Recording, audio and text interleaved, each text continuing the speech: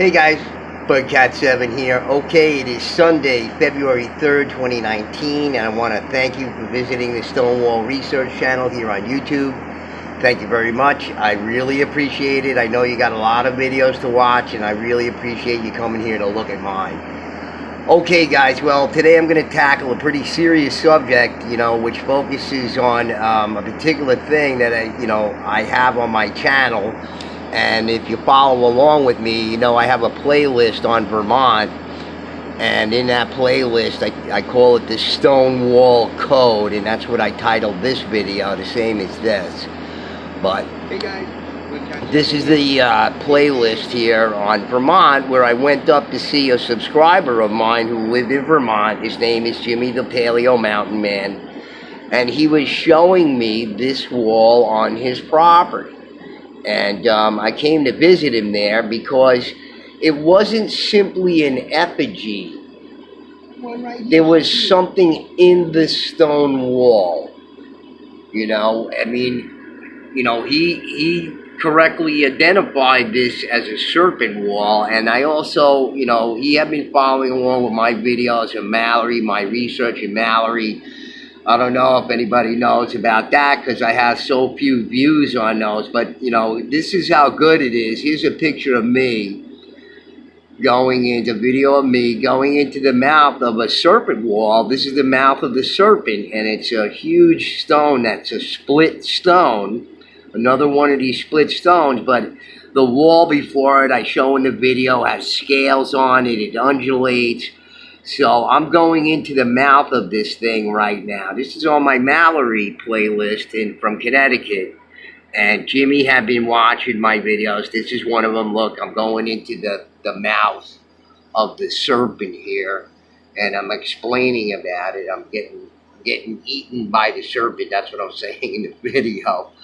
So, in any case, it's a very interesting site. So, if you haven't seen my Mallory videos, my Mallory playlist from Sherman, Connecticut, a site in Sherman, Connecticut, let's see, here's another video from that playlist. The overall site. Okay, so another interesting thing. From the Mallory site, and as you can see, it's a huge, stone. It's almost like a dolmen with a large stone, huge stone placed on top of this boulder, or it might have been that way, I don't know, but it might have been split on its own, but filled with all these smaller stones. It's just a fascinating site, and I have so few views, and that's what my channel's mainly about. I cover all these other topics because they're related. But in any case, back to Jimmy and the playlist. So I was up there at Jimmy's, and he had shown me this thing, and in particular, these stones here in a group right here. Okay, in this area right here, there's a grouping of stones in there that just didn't make any sense. It's circular. And this whole thing, this whole creation right here is just amazing thing. So in any case, after I did my research in Mallory in Sherman, Connecticut, I came up to visit Jimmy here on his farm, where he has this most excellent site up there of these primitive peoples who created these stone walls. And on his property there, I just found one interesting thing after another. Here's the next video in the playlist. I'm showing this eye in the wall. There's an eye in the wall behind me here, and I show it. And I believe that whoever these people were that constructed these walls not only constructed these effigies, but these effigies also had messages in them. And I thought that. And several months after that, I heard Dr. Robert Schoch say, again, I say this in several of my videos, but he more or less affirmed it for me because, I have my own doubts about things. But when he said that he thought that there were messages in the megalithic walls around the world, at the megalithic sites around the world, it just affirmed it for me when he said that. And you can see in this video right here, this grouping of stones in here, the way that they're positioned, several flat stones, a couple of rounds. This is unnecessary in this construction here. People are going to say, well, they just threw that in there because they had it around or whatever. No, the whole thing is an effigy. The eye is right here, okay? And this was a repeating theme, not only here on Jimmy's property. This was on his lower part of his property in back of his house, okay? And then this is on the front of his property at his house. Another one of these, there's a flat wall that runs along this way, okay?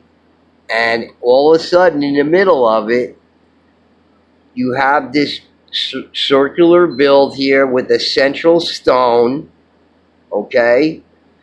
You can't see it. This is on the front of his property. It's very heavy thicket in there. It's hard to get behind these walls. In some places we could.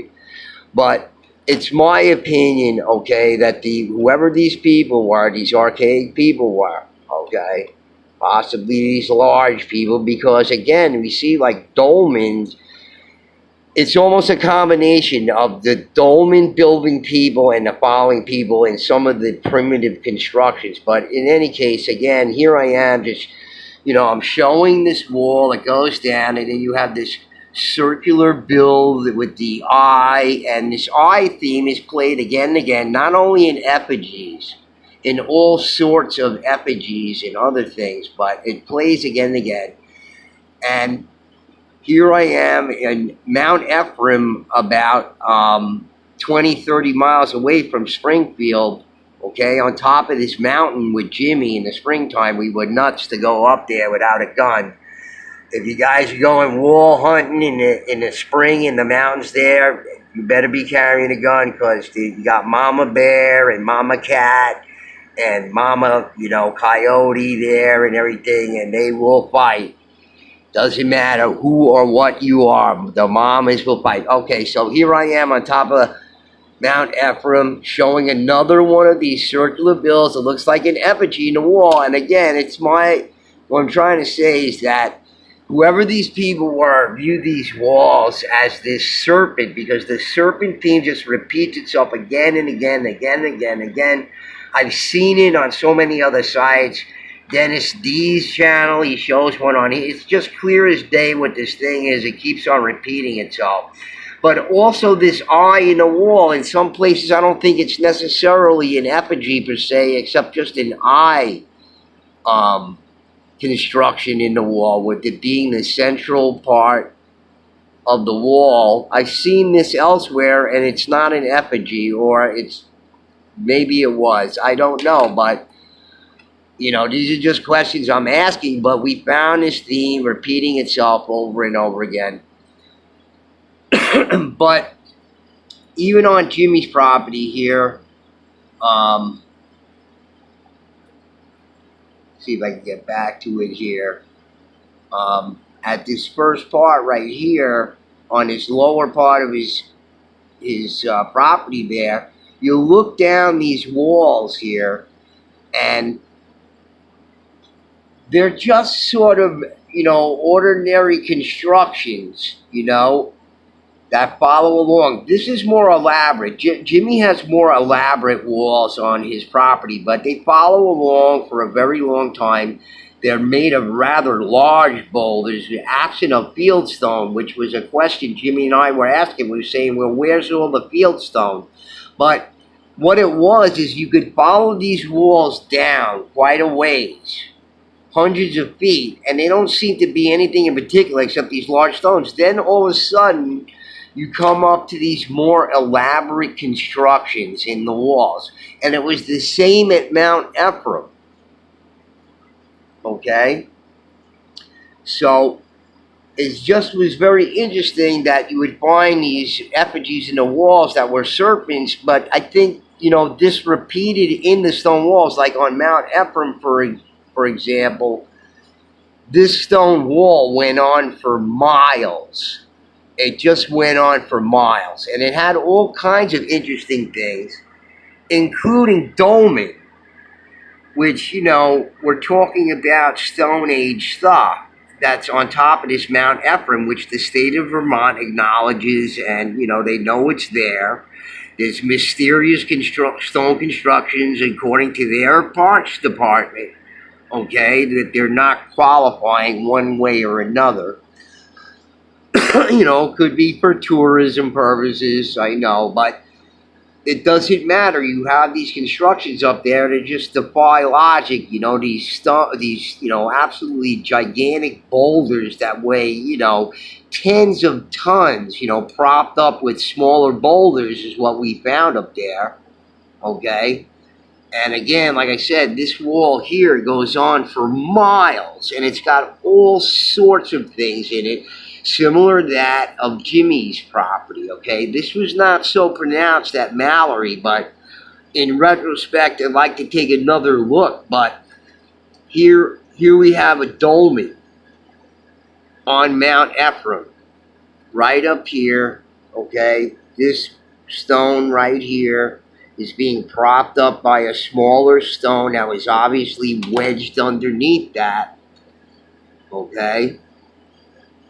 And according to the Parks Department, here it is right here. It's not so clear. My camera was running out of juice. But you can see this stone here by the claw here, and a smaller one propping it up. Jimmy was standing by it.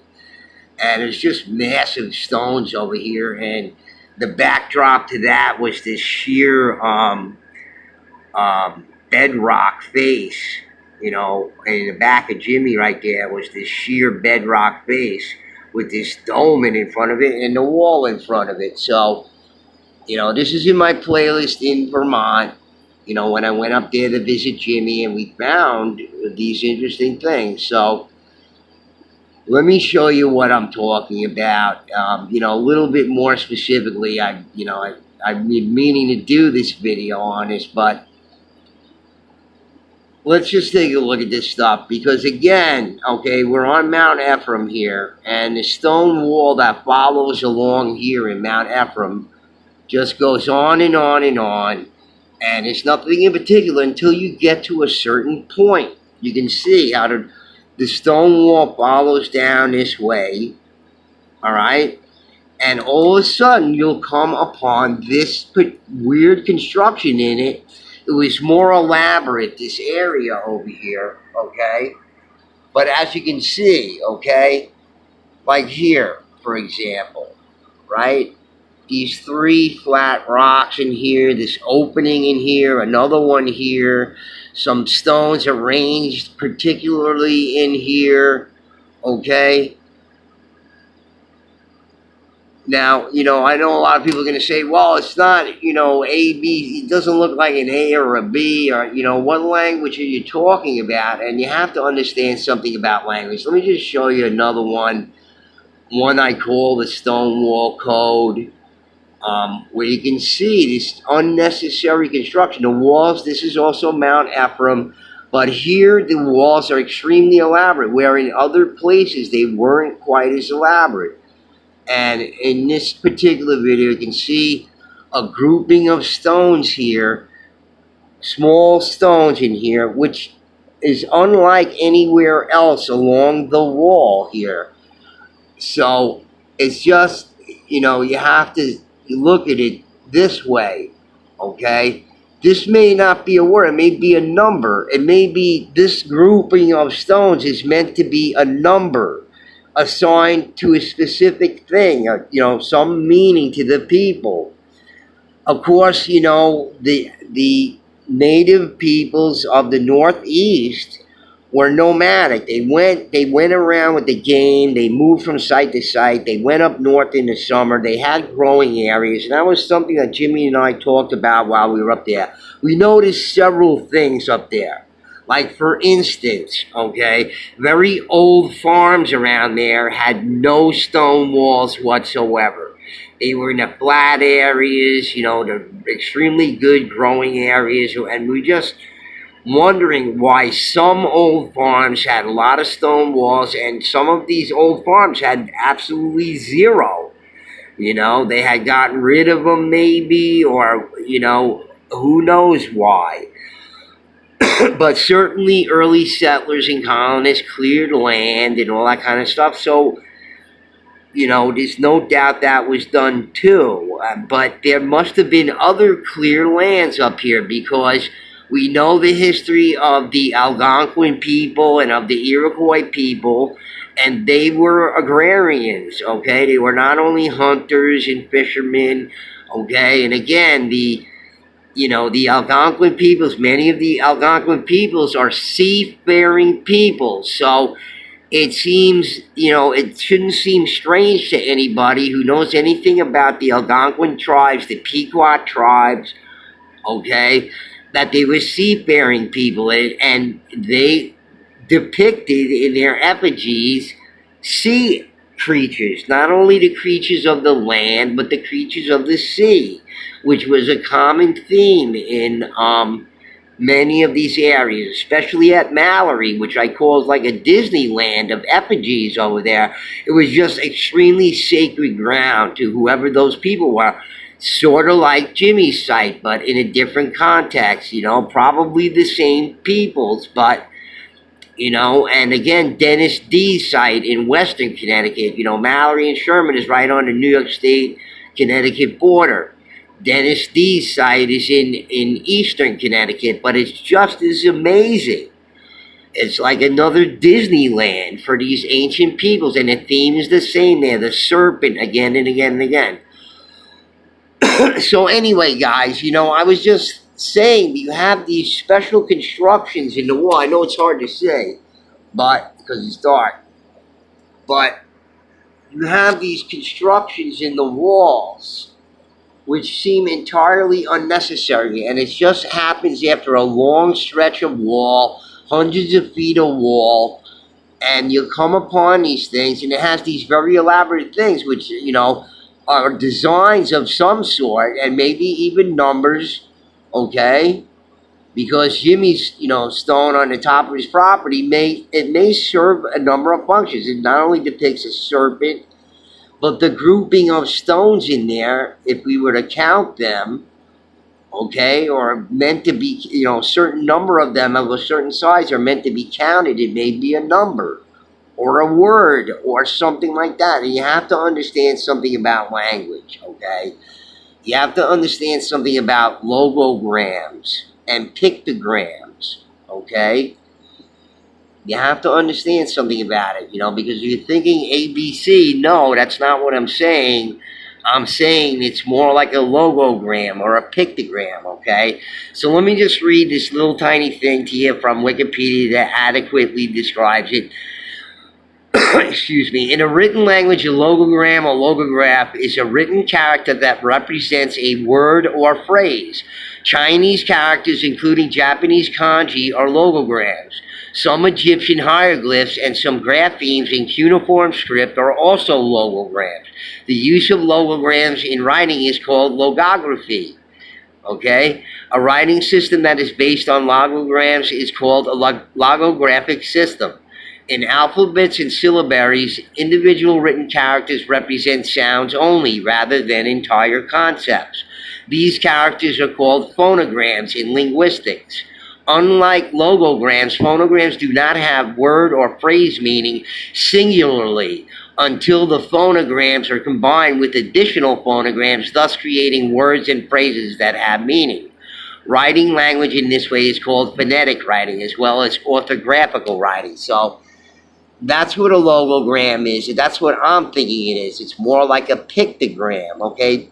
Pictography is a form of writing which uses representational pictorial drawing similar to cuneiform and to some extent hieroglyphic writing, which also uses drawings as phonetic letters or determinative rhymes. Some pictograms, such as hazard pictograms, are elements of formal languages, like that, okay?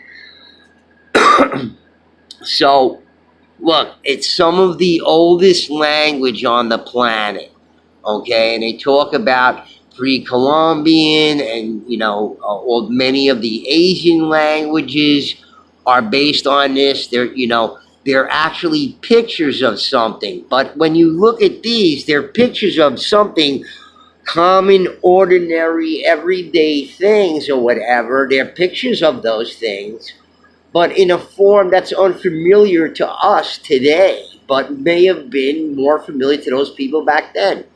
They developed these languages from actual pictures. Okay, so that's what I'm trying to say. Okay, and in this article they describe what pictograms are and ideograms are, and the different components of languages like these. So what I'm saying is, is that these stone things along the walls, that you'll go along a wall and it seems rather uninteresting and plain with, here in Vermont, there's just a lot of huge stone and no field stone until you come to these weirdly constructed things in the walls. And there was more than one. Okay, so you have to think about these things, because it just repeated over and over again all over that area, and just again and again we found these things constructed in the walls, and they were just very odd and very elaborate sometimes, and sometimes actually very symmetrical. There were stones in the front of Jimmy's property, up here where I'm showing this particular one here. Okay, there were constructions further down that way. Okay, with some absolutely gorgeous symmetry in them. They picked stones that were so rounded stones, irregular stones that were so alike to each other to create the symmetry in the wall. It was just amazing. I had those pictures on my laptops, which were stolen by the felonious Greyhound luggage handlers. Stole actually 2 laptops of mine while I was traveling. So in any case, guys, that's what I'm saying, that these things are logograms or pictograms or something in the wall other than these eyes and effigies that you find repeating in the walls. Okay, you come across these very odd constructions, and they're very elaborate with a lot of small stone, flat stones turned one way or another. It's just amazing what some of these things are. And they're very complex. They're very elaborate. So, again, please do go to my channel and look at my playlists. I have one on Vermont, which I call the Stonewall Code, same as this video here.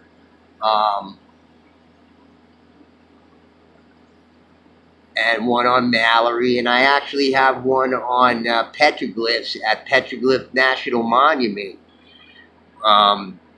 If you want to see petroglyphs, I go to some secret niches where people don't go in a couple of my videos. One that I dedicated to Clint Steele from the Chronos channel.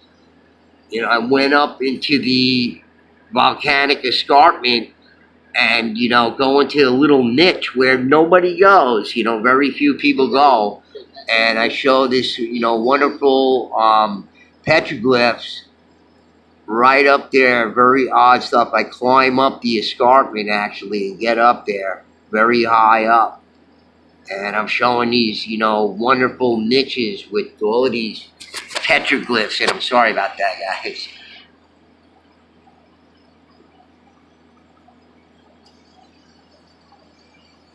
There I am at the Piedras Marcadas Canyon. So in any case, there's a lot to see on my channel, guys. So please do go back and look at my videos. Again, I have several playlists set up. So please go and check them out. One on Vermont called the Stonewall Code, petroglyphs.